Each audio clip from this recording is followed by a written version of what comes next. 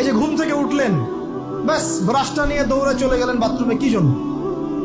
ঘুম থেকে উঠলেন, আগে চোখটা একটু ঘষতে হবে, মুখে হাত দিতে হবে, তারপরে আপনি দোয়া পড়বেন। কি দোয়া পড়বেন? আলহামদুলিল্লাহিল্লাযী আহইয়ানা বা'দা মা আমাতানা ওয়া ইলাইহিন নুশুর।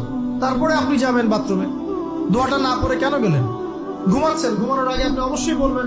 ঘুমানোর আগে একদম একটা গান শুনে, একটা গার্লফ্রেন্ডের সাথে 10 মিনিট কথা বলে, হ্যাঁ জান রাখি, ব্যাস, তারপরে ঘুমিয়ে গেলেন। ঘুমটা আপনার জন্য ইবাদত হলো না? হারামে লিপ্ত হবেন না? আল্লাহুম্মা বিইসমিকা আমুতু ওয়া আহইয়া পড়তেন, সূরা মুলক পড়তেন, সূরা কাফিরুন পড়তেন, সূরা ফালাক নাস ইখলাস পড়তেন, ঘুমিয়ে যেতেন। পুরো ঘুমটাই ইবাদত, পুরো ঘুমটাই নাকি?